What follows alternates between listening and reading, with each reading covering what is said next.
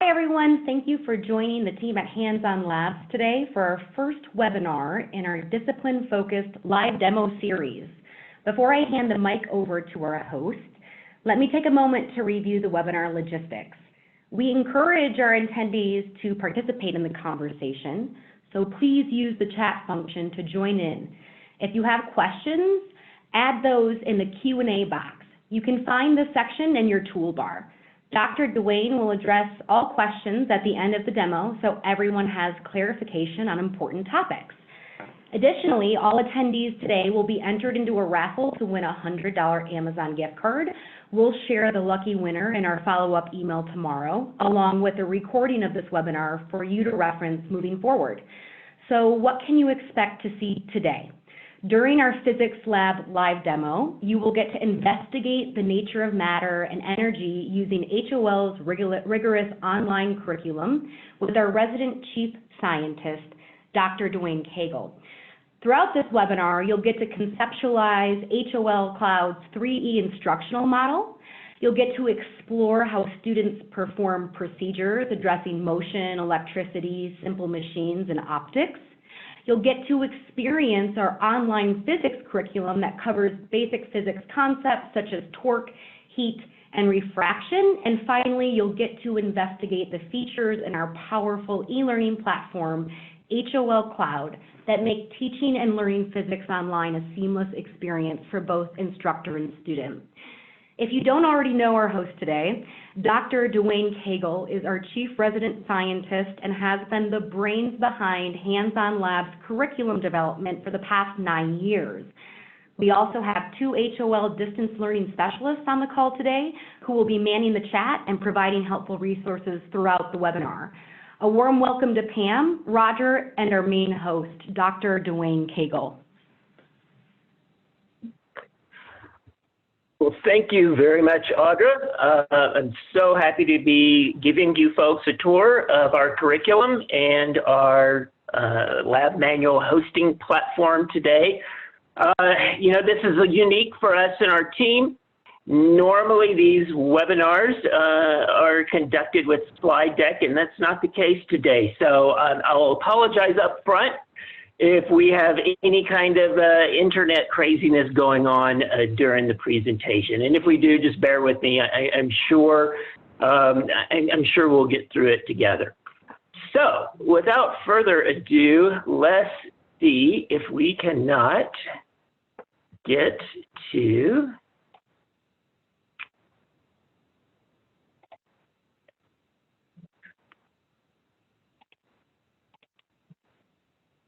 like I said, bear with me.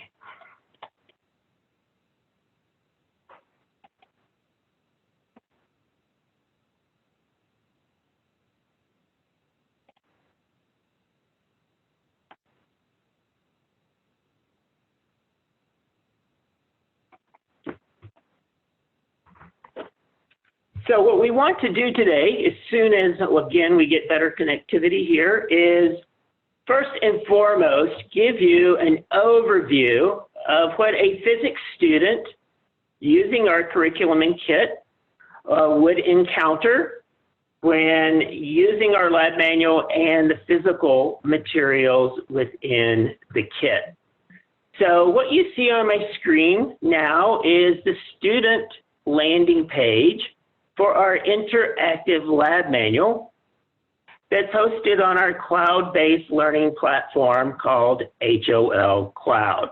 And as promised, today is all about physics. So you'll see a small collection of physics titles here that are assigned to the student, being torque and equilibrium, electric fields and electric potential, specific heat of solids, and refractive index of a glass slab.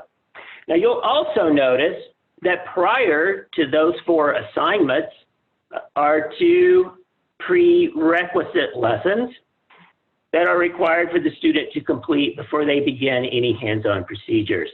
Those are titled Getting Started, which is an overview of how to use the lab manual platform, and Lab Safety, which is a tutorial on how to handle the laboratory physical materials in a safe fashion, not unlike an on-campus student would have a safety lab at the beginning of each semester. Speaking of lab safety, our company is very dedicated to the safety of your students when using our materials, to the point that we provide liability coverage for all end users of our kits, as long as they use the materials as prescribed in the lab manual. So there should be no worries on the educator's end should your students have an accident or a mishap with any of the physical materials in their lab kits. And we'll see examples coming up of the types of materials that students use. But for time's sake today, and like I said, to start out, we want to begin using the lab manual and the physical materials as a student would. And we're going to skip over the getting started in lab safety experiments. Even though a student cannot do that, we are, because we don't want to be here all afternoon. So when we click on a lesson as a student, we see that it occurs in different sections. And we'll see a better overview of that momentarily, but I'm going to go ahead and click on the first part of the lab, and it's titled Exploration. And we titled each of our 3 sections for every lab after the 5 E's of science learning. So those that we include in our lab manuals are the exploration, experimentation, and evaluation section. Now, this does correspond to constructivist learning theory, which is all about, students build knowledge based on existing knowledge. So in the exploration section, we're going to provide students with that foundation of concepts that they need to understand before progressing to the hands-on procedures of the experiment. And that section, as you might imagine, is titled Experimentation. And when we're talking about physics, this is where students conduct hands-on procedures and measurements in exploring topics such as gravity, friction, optics, electricity, so forth and so on. And again, we'll see some examples of those materials momentarily. And then the final section is labeled Evaluation. And as again, you might imagine, that is a comprehensive exam for the student to complete, to be able to demonstrate they have mastered the concepts that are behind the particular lab chapter that they're completing. Very importantly, on the landing page for each section is a time allocation bar. And you see that highlighted in gray here. One of the biggest challenges that a remote science student has in conducting the laboratory is allocating enough time for that. Unlike their on-campus peers, they don't have a pre-described day of the week, an hour or 2 of that day set aside to conduct their experiment. When they find themselves remote, they have a lot of competing activities going on. Traditionally what we found with online students is that they were the quote non-traditional genre of students, in that they had careers, families, etc., in addition to their schoolwork. Now we're also seeing the traditional students have to take their classes online due to the current events around the globe with the virus. But we know that even those students, when they're taken off campus, suddenly time allocation becomes a challenge for them too. So we want to make sure that on the landing page for every section, students are made aware of how much time they need to budget to successfully complete the activities. And then lastly, the student at the bottom of each landing page is provided with learning objectives. We model those after Bloom's taxonomy, so they are very precise, and they always begin with an action verb. Now, the learning objectives here for the exploration section are going to be a little more low level, lower understanding, more introductory in nature, such as terms of define, describe, and relate. Now, once I've reviewed everything on the landing page for the exploration section, as a student, you notice there's no page forward button. All there is at the bottom is this pre-test, test your knowledge blue bar. I have to click on that to advance. And what I do as a student, I'm presented with a series of drag and drop assessments. And these assessments are designed around the very concepts that are going to be covered in this exploration section. So this is a formative assessment. And for me, the student, I have to drag and drop my responses to the appropriate panels. Now, because this is a demo instance, I can't do that as a real student. Let me see if my simulation will pull up. I would like for you to see that if at all possible. But again, if our connectivity is not going to cooperate, I don't want to spend too much time doing it. So here we go. So let's see if we can't get you an animation now so you can see what students actually do. We designed all these formative assessments to be drag and drop intentionally, and here you can see that activity occurring on the screen because studies have shown that drag and drop activities for online learners are far more engaging than simply clicking A, B, or C. Now you'll notice that once this student makes their selections, they're required to hit the check answer button in the lower right-hand corner. And as soon as they do that, like right now, they're provided with immediate feedback. And that notifies the student which selections they got correct and which ones they answered wrong.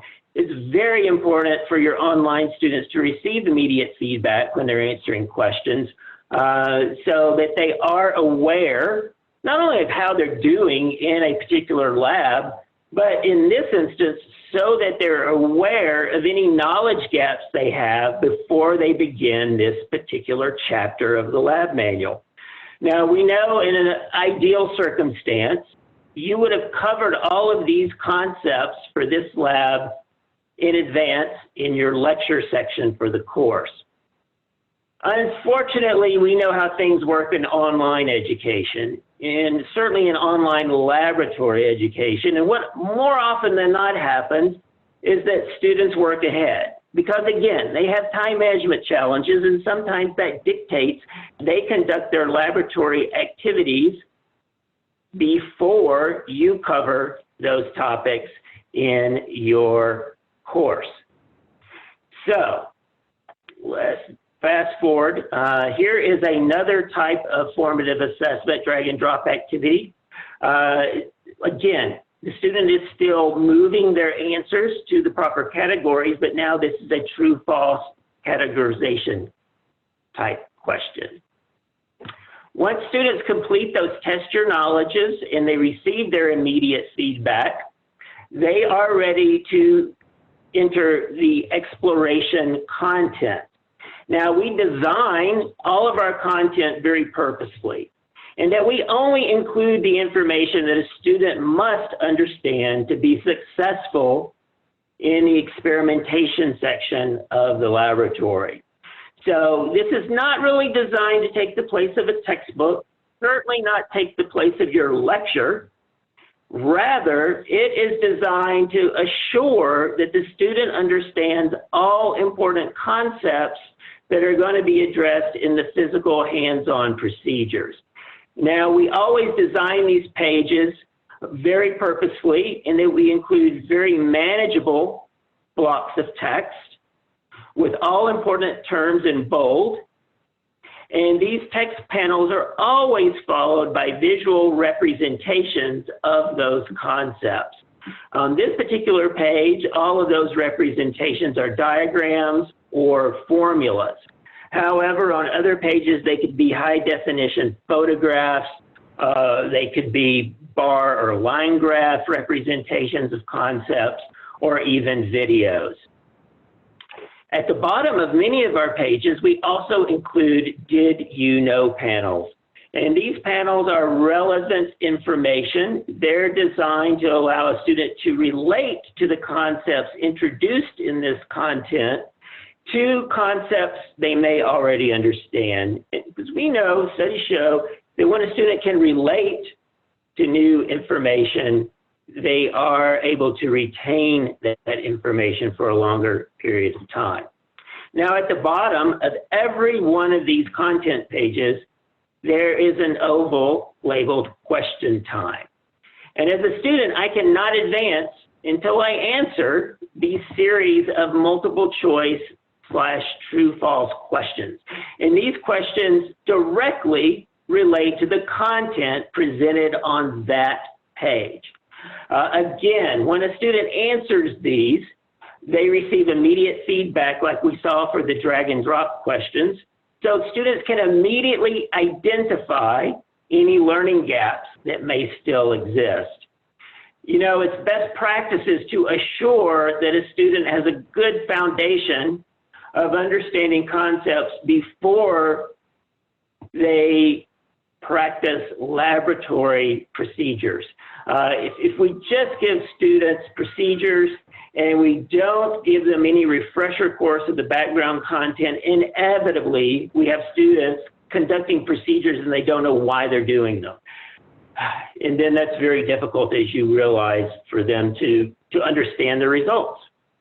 So again, there's usually 2 or more of these multiple choice / true/false questions at the bottom of each content page, followed by the remainder of the content pages for the background section.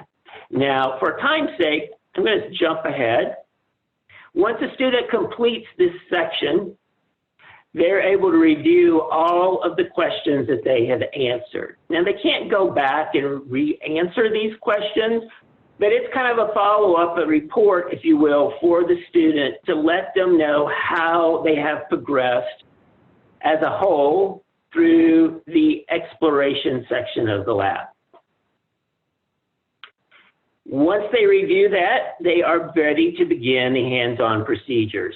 The first thing we're going to do, just as before, is remind the student of how much time they should anticipate setting aside to be successful.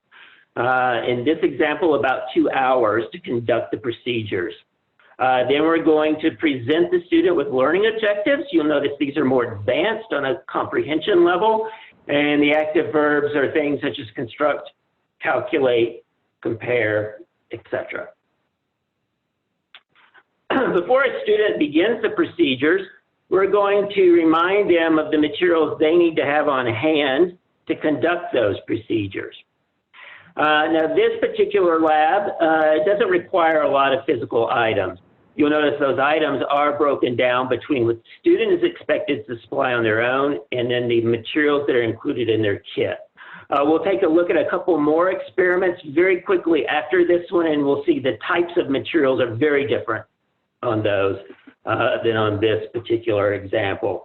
I believe this lesson is torque and equilibrium, so we're providing the student with things such as a digital scale, a ruler, a spring scale, some washers just to serve as weights, and a string, and you'll see how those are used momentarily. Once a student has all of their materials in front of them, they are ready to begin the procedures. And again, we design our procedures very, very purposefully, not unlike we design that background, i.e. exploration content. So what you'll find as a student on the procedures page are very clearly written steps, never more than 1-2 sentences at most, always beginning with a verb, to really concisely direct the student exactly how to proceed. Many lessons also include a video. For example, this particular lab is using our digital scale, so we want to assure that the student knows how to properly do that. Let me mute that so it's not so noisy. A student can expand it to take up the majority of their screen if they need to, and easily minimize it again. We provide students with data tables to record all their measurements when performing procedures. And the data tables are interwoven into the online learning platform. If you look at the lower right-hand corner of my screen, you'll see a blue data tab. As a student, when I click on this, it expands to the majority of my screen and allows me to easily type in my responses. Now, again, if this was a live student instance, I could type in answers here. A couple things I want to point out about how these data tables are built into the learning platform. One, you'll see that they're very, very responsive. A student doesn't have to open up new windows or toggle back and forth between screens. Secondly, what we won't see on here, but I do want to point out, is that when we're entering data as a student, the platform saves the student's responses every 3 seconds. So this is important on a couple levels. One, it doesn't require a student to remember to hit save before they move on. And we know all students can be challenged from time to time. So there's no fear of students losing their work because they forgot to save it. And secondly, there's also little fear in a student losing internet connectivity. Because it saves every 3 seconds, a student can't possibly have entered too much data should they lose connectivity from when the platform last saved their work. And then also, a reason we made these panels expand to take up the majority of the screen is that HOL Cloud Learning Platform is device responsive, meaning your students can use this platform or access it via traditional desktop computer like I'm doing today for this webinar, but they can also access it using a laptop or a notebook type computer or even a tablet such as, you know, an iPad or an Android tablet. And on those touchscreen devices especially, it is imperative that any type of data or anything a student views is responsive to the screen of their device. And so that's why we made these data tables expansive like they are, and that a student only has to tap once to bring up that data table. Once they enter their work and they tap the same tab a second time, it slides back down where it's out of their way. Now you'll notice when I went through these procedures that there are photos after every few steps. Again, we do this intentionally. And, you know, if you look through these as an instructor, you might think, oh, there's a lot of photos. Are all those really needed? Well, I'm the first to say yes, they are. The challenge number one for your online students compared to their on-campus peers is they can't raise their hand to ask a question and have you or a lab TA walk over and provide them with direction. And because they can't do that, your online students are very prone to getting frustrated. To alleviate that possibility, we make sure to visually guide all students through the lab manual procedures. You know, the last thing we want your online learner doing is becoming so frustrated with how to properly set up their experiment that they lose focus on their results, and at the end of the day, they've completed a lab and not even known what they've done in the process. So we always want your students to remain on task, and to do that, we need to alleviate any possible frustration they can have and visually guide them through the procedures. Now, at the bottom of every procedural page, there is a series of open-ended questions. And these questions are designed for the student to relate their experimental data to the concepts addressed in the lab. So they are open-ended, usually require a few sentences or a few calculations on the student's part to be able to be successfully reply to these questions. Again, when students type their answers, they are automatically saved on the platform. So what we've seen on this first page of the experiment protocols is students using hands-on materials.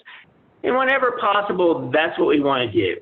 We'll also see that aside from visually guiding the student through the procedures and making sure the steps are very clearly written with only 1, maybe 2 sentences at most, we also provide the students with all the formulas they need to be successful in making the computations that are required for this particular activity. But being physics, we know we can't replicate everything your on-campus students do in a remote situation. You know, there's just some equipment that is too sophisticated, A, for us to be able to ship to students, and B, certainly that makes it also more expensive than any student could afford in a single-use kit. So in those instances, within our physics discipline, we have included a series of simulations to work whenever possible in conjunction with the hands-on procedures.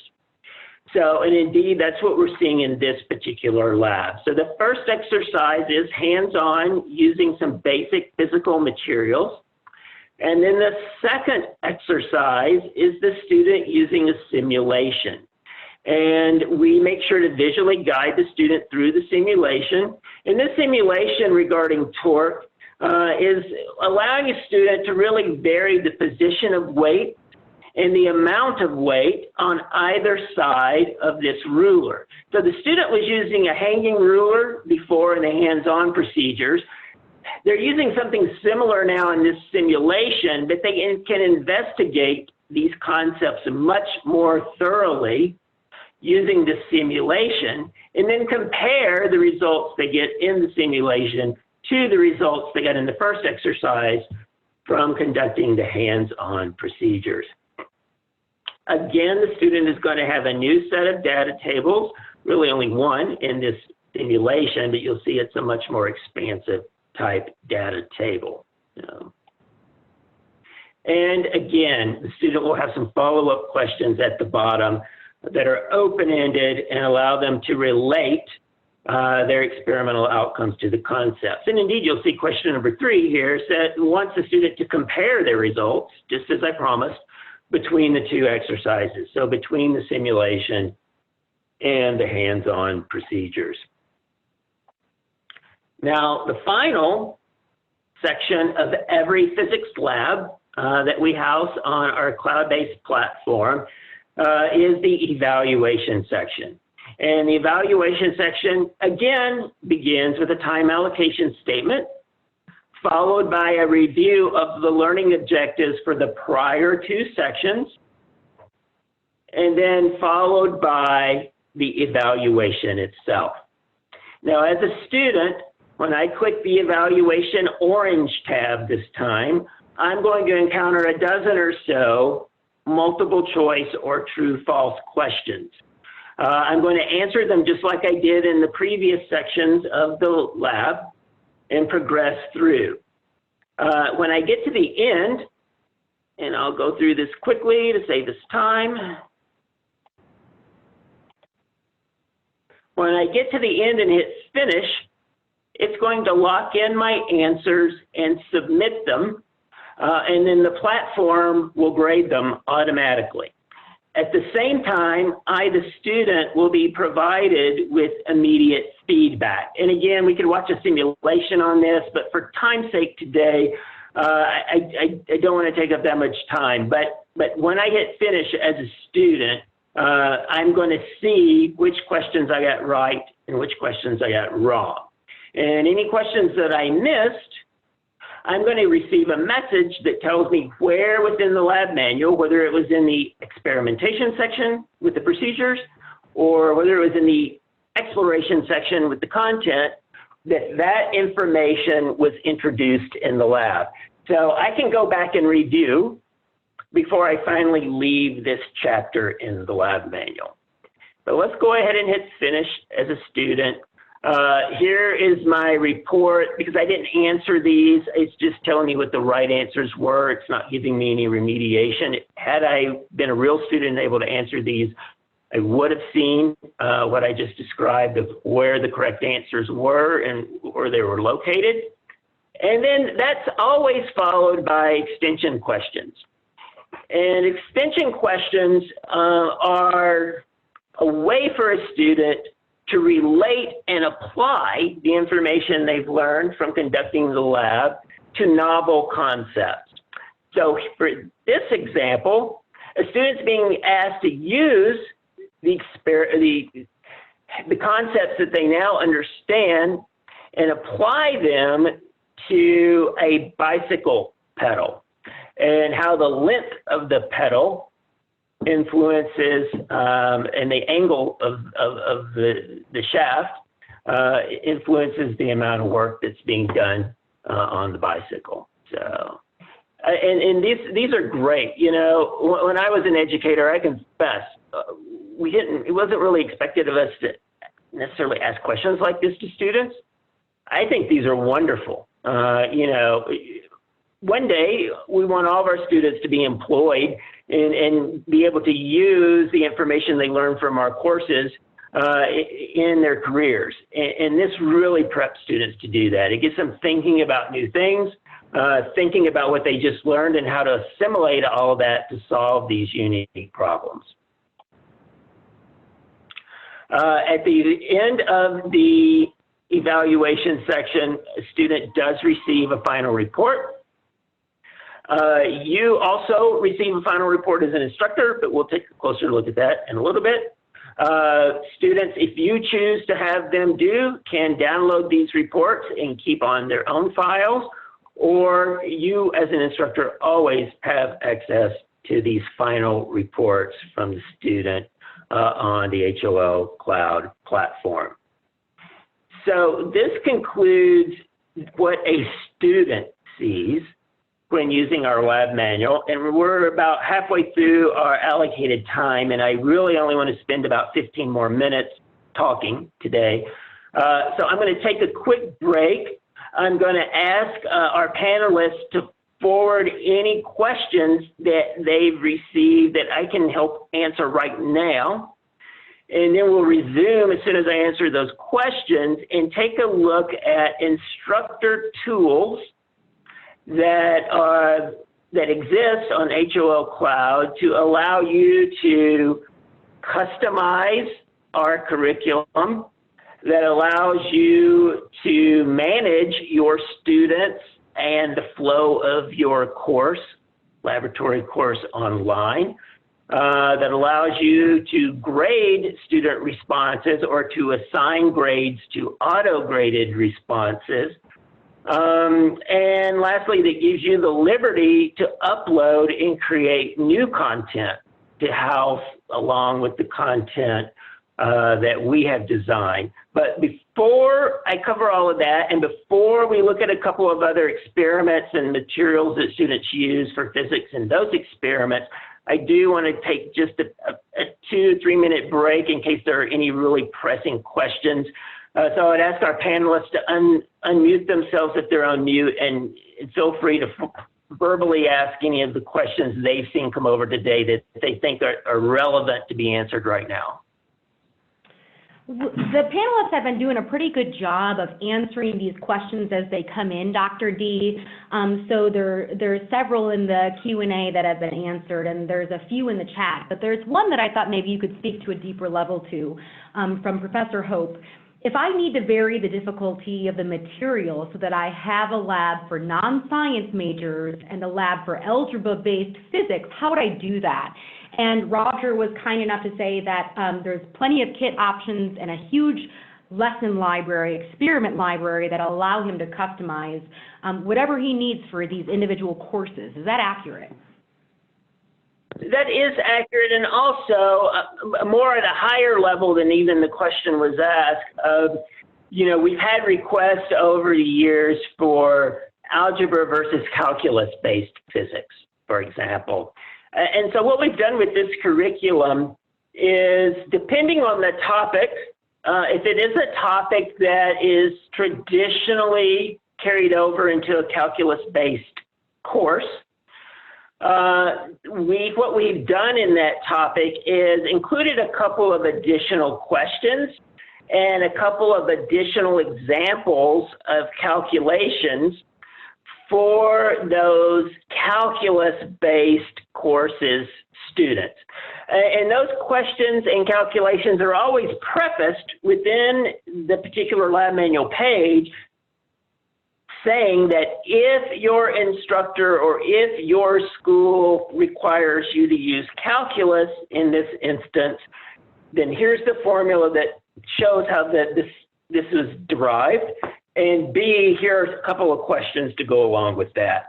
So it's always presented and prefaced that you, the student, may not be required to know calculus or to complete this portion of the lab, and that's okay. But if you are, then here are the questions. So hopefully that sheds a little more light on the question that we received. Great answer. Should we assign, and this came from Professor Winston, should we assign fewer labs than are normally done in a face-to-face course? That's a great question. So when we're doing this online, is there a difference in the amount of labs we should be doing each week compared to what was done in a brick and mortar setting? You know, that's going to vary based on what your department wants to require for your online students. I can't really dictate that. What we strive to do as a curriculum provider is to cover all of the common topics we see addressed, you know, in first-year physics courses at community colleges and universities. Knowing that beyond first-year courses, we really can't service a lot of topics in the more advanced levels due to equipment issues and things such as that. But for a first-year physics student, you know, I'm confident that our library, we have over 30 physics experiments in our library, is thorough enough that we should be able to provide as many laboratory weeks or experiences or however you want to break things up for your online students that your on-campus students would be expected to achieve. Great. We have a question about data analysis.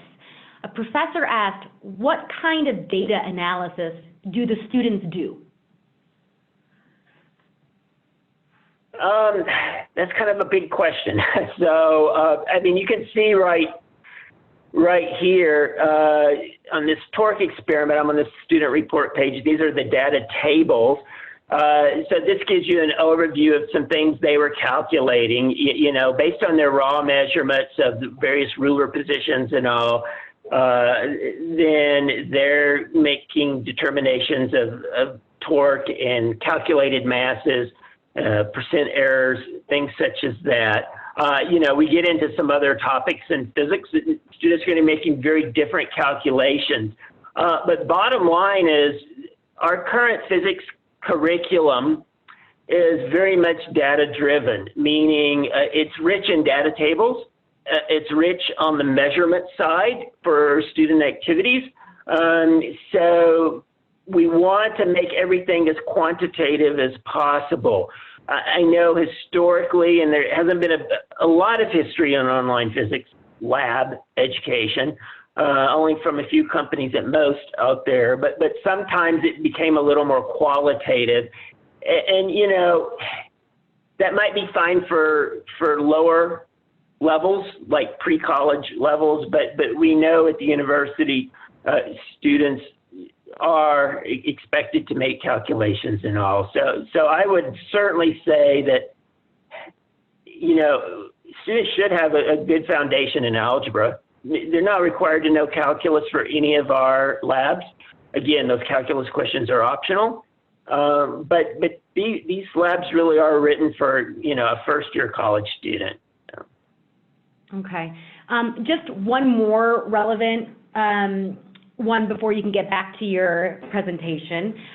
Someone asked, do kits include any sensor or data logging parts similar to Pocket Lab, for example? And then another professor asked, do students linearize data? So there's a couple there. Yeah, we do have labs where students graph results, definitely. So that's question 2. Just this one that I pulled up to start with today doesn't have that in it, but that doesn't mean it doesn't exist.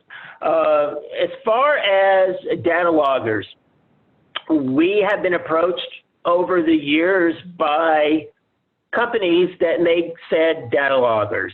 Unfortunately, when I look at what the data loggers they've offered us and what I can research on my own online, the products are pretty specific in the types of measurements that they're taking, meaning that there's not an application across numerous labs in our library. What that means at the end of the day is, could we include a data logger, a very basic one, in our lab kits? We could. Even the most basic ones are pretty pricey. And when I look at the cost of that and how many labs I could use it within the kit, and the overall then cost of the kit, it really gets to be cost prohibitive. You know, we're always cognizant of your students and their resources and the resources of your institution. So whether your institution is planning to purchase kits for students, or whether your institution expects students to purchase their own kits, just like they would purchase their own textbooks, cost is an important factor. And you know, if it was reality that students could afford, or institutions on the other end could afford $500 per student for a kit, then that would give us a lot more leeway to do things on the electronic recording side of things, like data loggers. Unfortunately, what our experience to date has shown is that's not reality. And so, again, there's some decent products out there. They may not seem all that expensive at first glance, but then when you put them into the single student, single kit mode of use, they do become rather costly. So I hope that answers your question. Cost being no concern, absolutely, we would be doing it. But again, I'm not sure we can with the expectations that our clients have. Thank you, Dr. D. We had a couple other questions we're going to hold off to the end. I do want to give you an idea of what we're about to talk about. I think that this is relevant to the second half of your presentation. A professor asked, what about the ability to see the student calculations, regardless of the level, to see how the students are actually working through a problem? What about significant figures, units, and calculation work regarding grading and partial credit? All of that stuff is very, very important. A lot of the labs, they do ask students to upload a photograph of their calculations. So if it's a lab that requires detailed calculations, students are expected to upload those into a response panel, and maybe we'll see an example of that in one of these other labs, which I do want to give you just a quick run through on. And yes, significant figures, all of those things are important. We have some preliminary exercises for our physics students that you can choose to adopt as an instructor for your course that address just those things, like experimental data recording, experimental errors, basic math and graphing prep, things such as that. And those cover, for example, significant figures. So yes, those are important.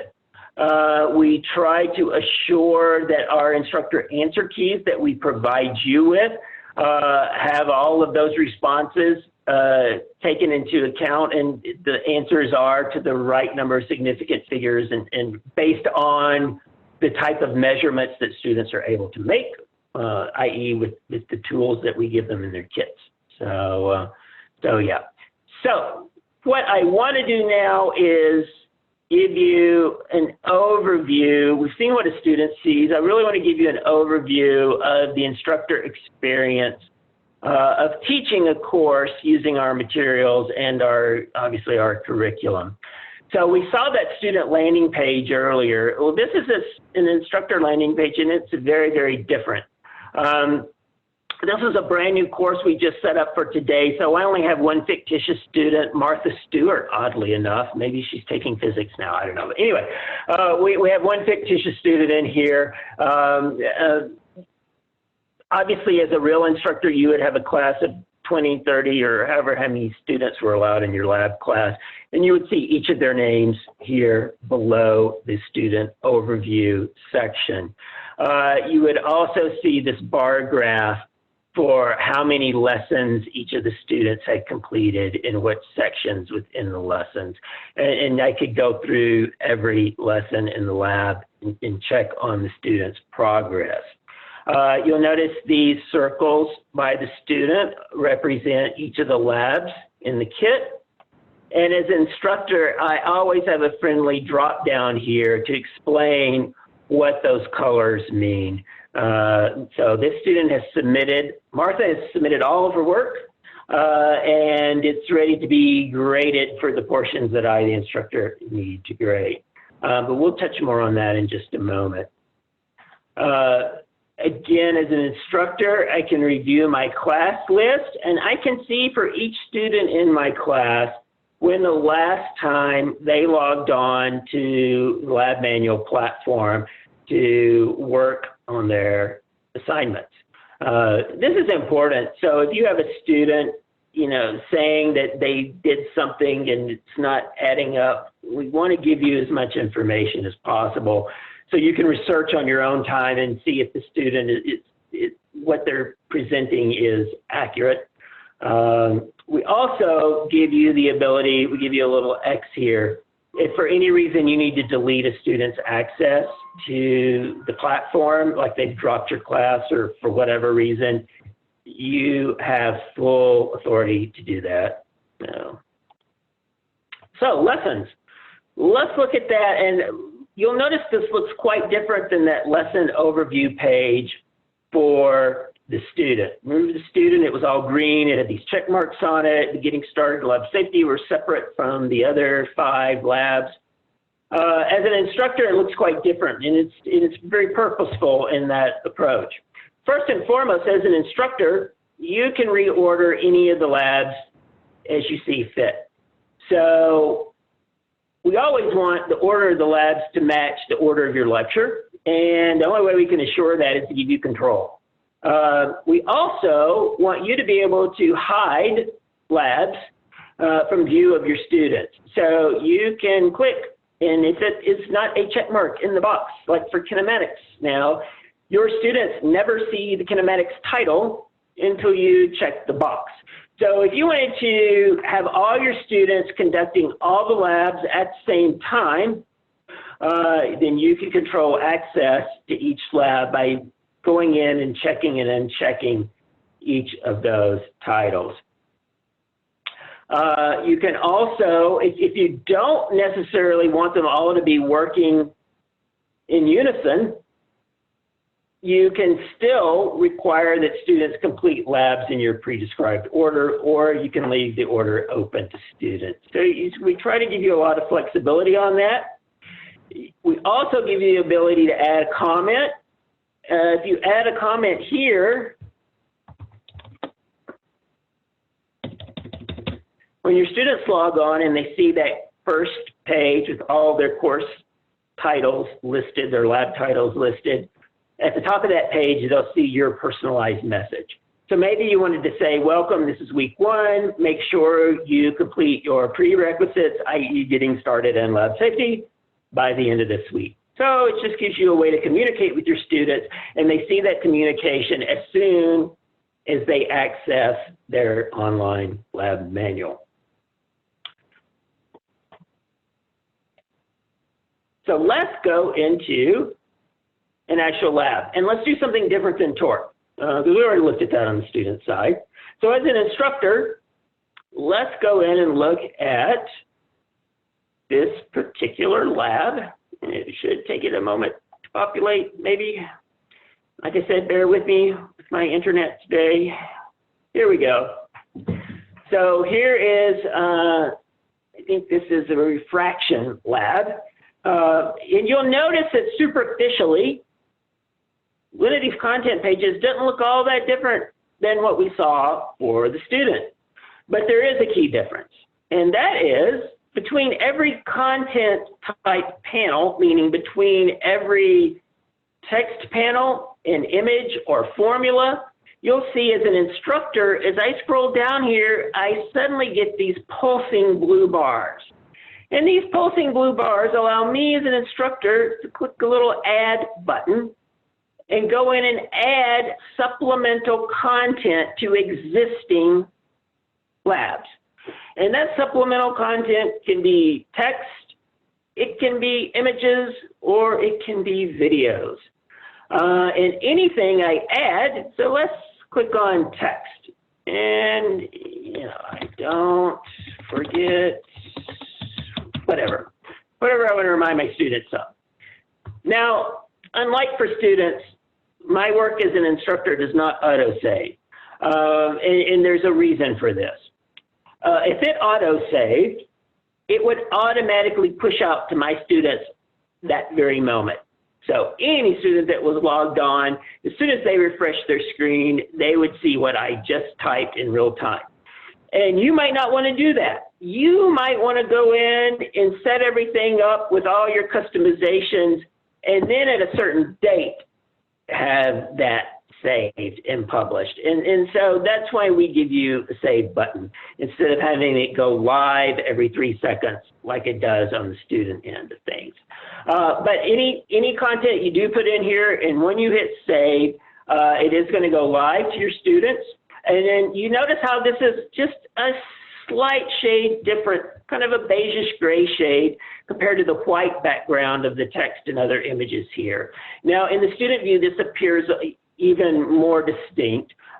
So any content that you upload, again, whether it's text, images, or videos, it is really drawn to the forefront of your students' attention so they can recognize, hey, this content was added by my instructor. It must be really important. So in every lesson, not just this one, but in all of our library of labs, you as an instructor have an opportunity to go in and customize any of the panels for content. That does not differ when you get to the experiment.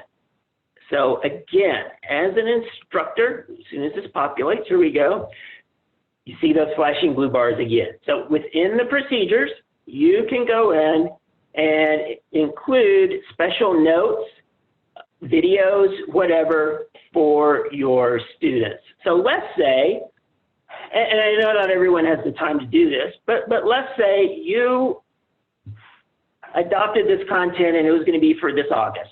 And during the summer, we shipped you a kit like your students would get. You or maybe one of your assistants or one of your TAs or whatnot was going through and conducting all of these experiments on your own just to validate what your students would be doing. And you decided while doing that you wanted to shoot just some basic videos of the experiments actually being conducted. Or maybe you already have some videos that you've shot and have used for classroom purposes.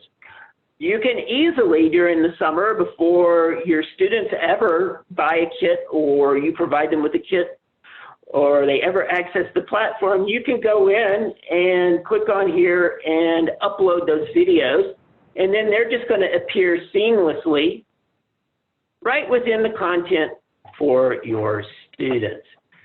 They just need to be proper MP4 formatted. No worries, these videos are stored and hosted within this cloud-based platform. They're not linked out to YouTube or any third party like that, so your content stays secure and only for the use of your students. Now, you'll notice one difference when you click on a data tab as an instructor, all the data is already there, versus when we did it as a student, all we saw were empty cells and we had to type in. Now, you're asking about some calculations and graphs and things such as that earlier. So here we see examples in this particular lab that students are tracing the light path through this acrylic block. And they're having to draw what the light is doing, the light rays are doing. So, and then they're uploading images of those drawings along with their name and date on them to validate that they are the ones who completed these drawings. And then you asked about graphing earlier. Here's a graph of some results. So let's go out here.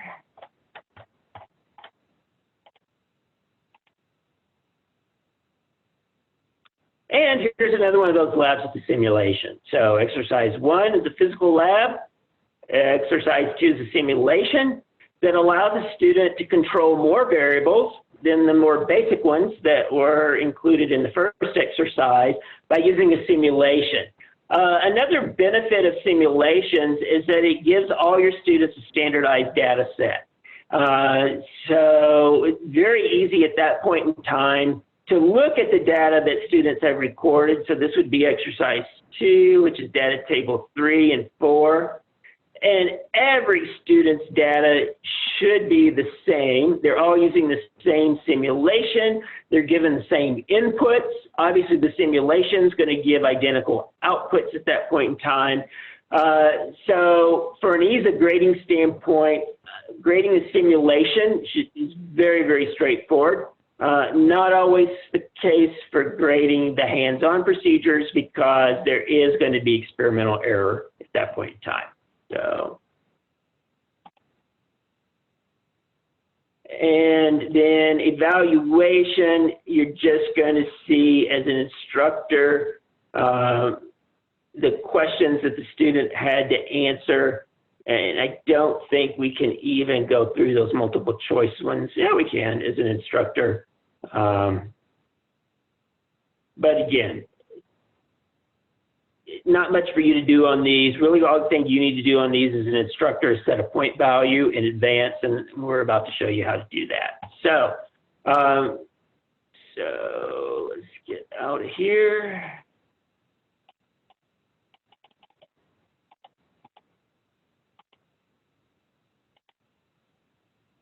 All right.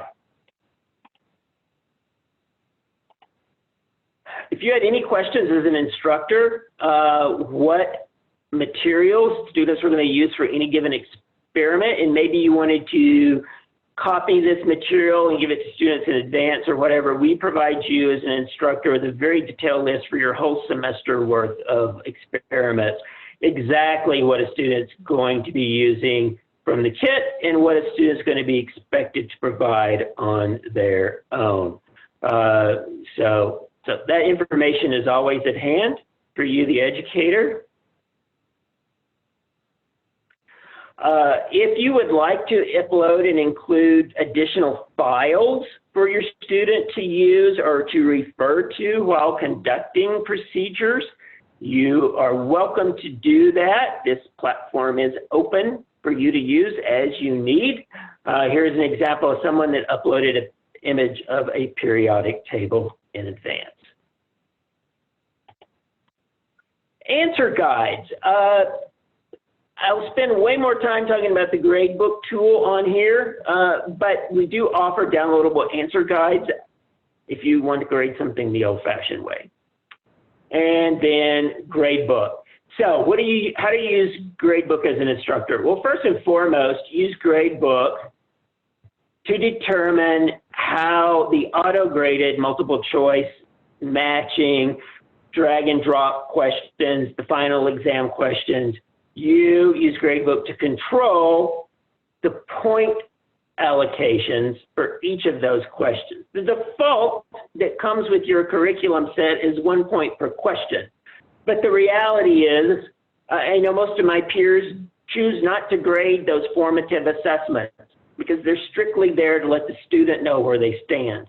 So you can go in here and change those to 0, no problem. So forth and so on. The final exam, which you may recall is called evaluation, competency review, you probably want to assign much more than 1 point per question to those. Again, the choice is yours. These questions are auto-graded on the platform. You just need to set up the grading rubric before your class goes live. Once you set it up the first time, it remembers it. So for future semesters, even though you start with a new class each time, all of your rubrics are still present. And then you can set manually point values for data tables, or you can choose not to grade them at all, or you can grade them as you go without pre-assigning any point values. The same thing for the open-ended questions at the end of each procedure. Totally up to you. But just be aware that these exercise pages are manually graded because they're either open-ended questions or they are data or they are photographs from your students. So, you know, 30% of every lab, give or take, you grade on your own. The other 60+% is graded automatically by the platform. And then as promised, if you have topics that are unique to your course that aren't traditional physics topics and maybe are not present in our library, or if you would like to include an end of semester or a midterm cumulative auto-graded exam, or whatever you would like to do, we give you what we call custom authoring rights. And you'll see here that here are the lessons in your kit, and then you can create new custom experiences for your students that go beyond the content that we've housed on the platform and go beyond the materials that we've included in the kit. And again, you can use it strictly to make exams with, strictly to house a series of additional content. However you choose to use custom lesson authoring, you can. We caution against creating physical hands-on procedures for your students, certainly hands-on procedures using the materials in our kit, because unfortunately our liability insurance will not cover your students at that point in time for your procedures from your custom lessons. But if you want to create a custom lesson with no materials or whatever, perfectly okay. So, and then lastly, but not leastly, is your course settings. And what we haven't talked about today is that each individual lesson and the platform as a whole, you'll see the titles of the lessons here, everything that you've seen today integrates into your school's learning management system. And the level of integration you choose is based on your desires and maybe the requirements from your institution. You can simply provide your students with a link to their lab manual here, this holscience.com URL, and not have any integration beyond that, or again, you can integrate every lesson, the gradebook tools, and everything to be a single sign-on experience for your students, so they never even realize they're visiting our platform. Everything can be contained within your existing learning management system environment. So then the last thing, although I can't really show it to you, but all of our curriculum here is designed to meet ADA compliance, meaning it's screen reader compatible. All the images have supplemental text descriptions. All the videos are closed captioned. We know that most institutions today are required to meet ADA compliancy with the curriculum they house in their learning management system. So we want to assure you that whether you integrate our curriculum within your learning management system or just have your students visit it independently using the link, that it will meet those requirements too. So I've gone over, and I really apologize for that. And I know based on what Audra relayed, there's probably some more questions. So let's address those. Like I said, I had a couple of other labs I could show you, but for time's sake, you know, I respect everyone's time. So Audra, if you have other questions I can answer now, I'd love to do that. You know it. We have plenty of questions. So let's do a rapid fire thing here. I've been tracking them. I'm just gonna start spitting them out at you and let you know if Pam or Roger responded. And then if you have anything to add on, go right ahead. So a professor asked, is there a feature in your platform where students can collaborate or share and analyze data together in a team? From what I know, no, and I think that's what Pam said as well. Dr. D, do we have a functionality like that in the cloud? I don't have anything like that built into this platform. Again, obviously, if you integrate it, certainly at one of the higher levels of integration into your LMS, and your LMS already has those tools, again, a student will not know any difference of whether they're collaborating on our platform versus yours. But no, I do not have a tool like that inherently built into HO Cloud. I have a question from Professor Willard. How does the lock and unlock feature work for the labs? So the lock and unlock feature is something that you set up under your course settings. When we deliver a course to you, what is locked is all of the lessons beyond lab safety and getting started, which means that in order for students to unlock or open any of the true experiment-based content for their kit, they have to first complete those prerequisites. And that's always going to be the case. But beyond that, you have ultimate control if A, you want to make all lesson titles visible to your student at once, but require them to complete them in sequential order. And what that looks like on a student end is then that each of these courses are going to be, let's go back to student view. Now this student has completed Martha has completed all of her labs.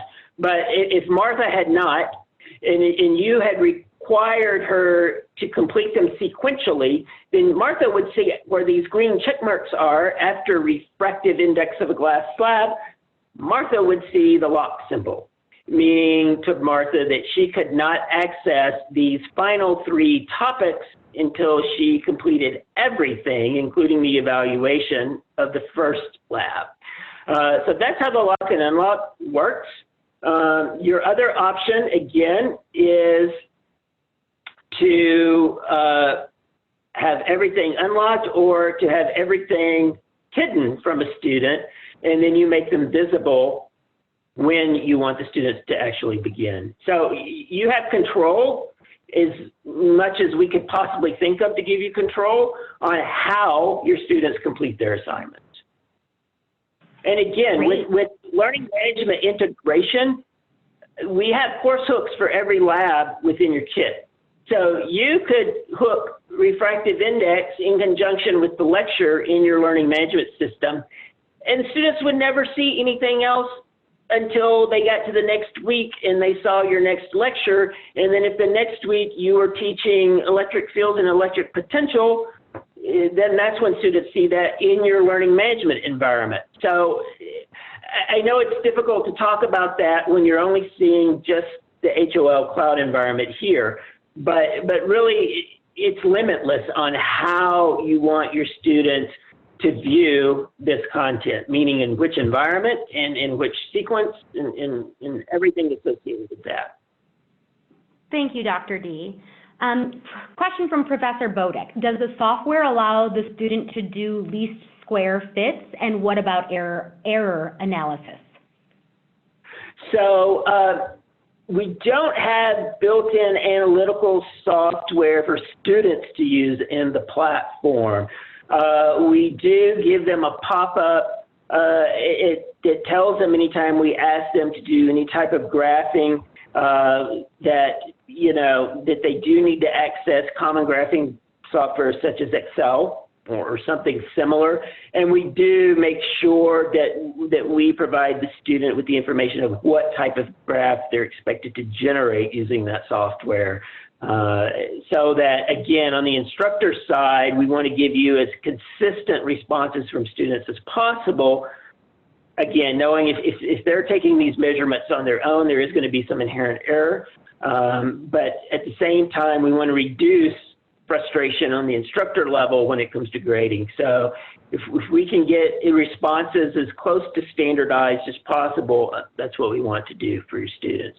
So yes, if your students are expected to graph, we're going to provide them a pop-up with the requisite information when we tell them to graph something, so they know what type of software ideally they should be using and what type of graph they should be generating within that software.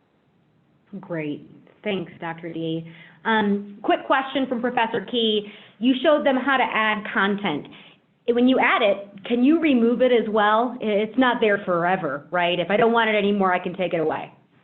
Oh, absolutely. So as you saw, I put the little X, tiny little X in the upper right, and it disappeared. I'm impersonating an instructor here, as you may see by this big orange bar at the top of my browser. So anything you've seen me do is literally what you as an instructor have access to. This is not the quote back end of the platform that I as a developer write content in. No, this is a live instructor view of a course. Awesome. Another question. Will the instructor have access to each available experiment before making a decision to use it or not?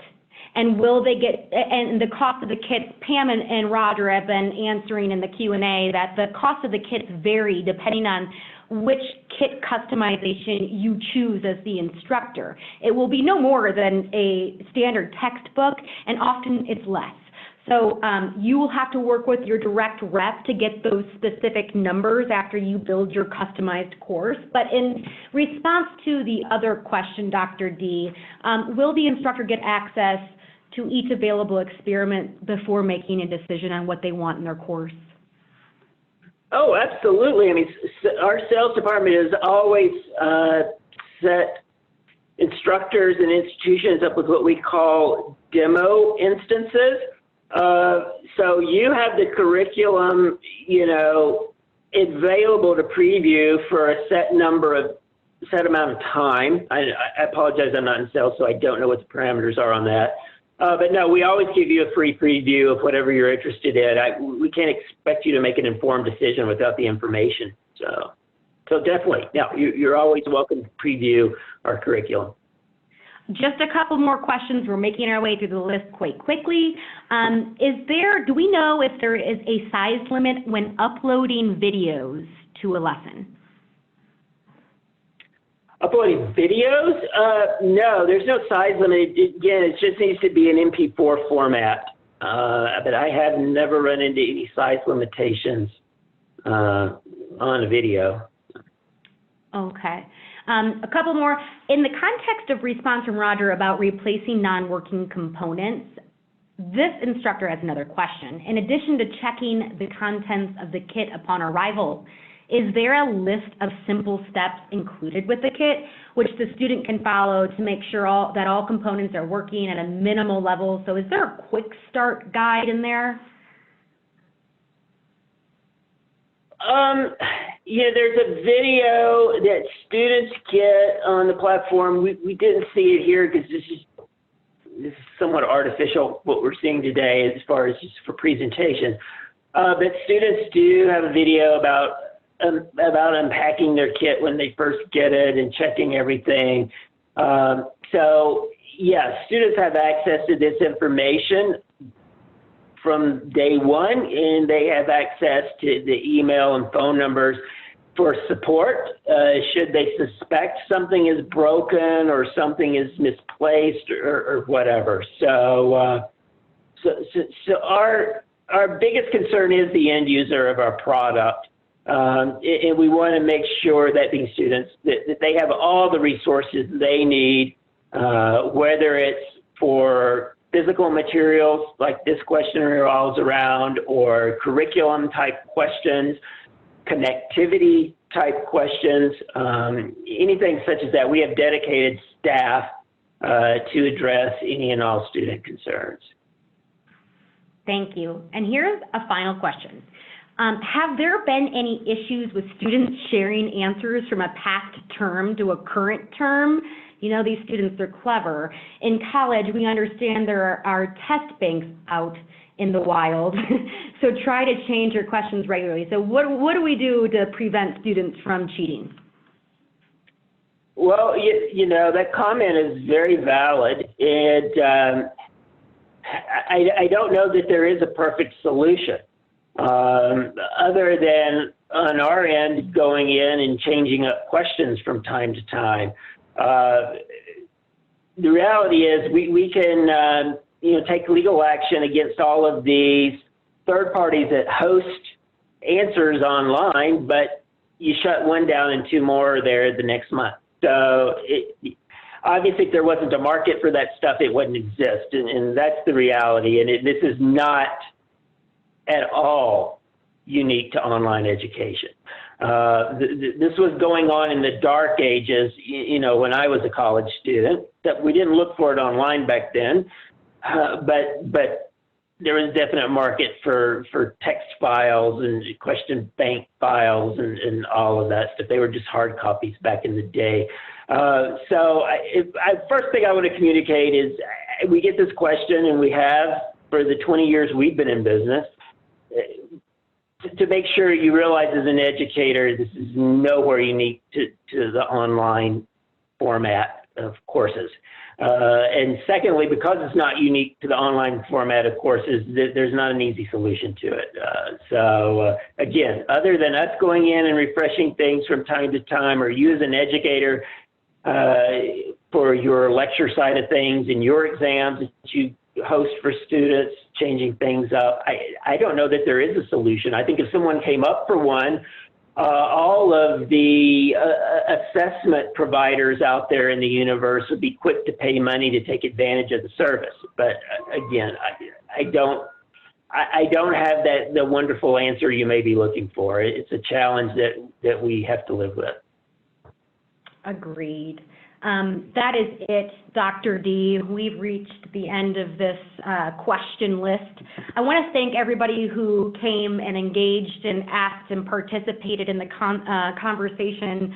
And thank you, Dr. Duane, for your time and expertise on our powerful platform and physics curriculum. Anyone who is still here, we will be sending out a follow-up email tomorrow with a recording of this webinar, so you guys have it in your resources and you can share it with professors at your university or friends. Like I said, we will also be including the winner of our raffle in that email, so keep your eyes out for that. If you also participate in any other discipline in terms of teaching online for science labs, whether it be microbiology or chemistry, check out our other live demos in the series this week. Sign up, join us. Thank you so much. Stay safe and healthy. We'll see you soon.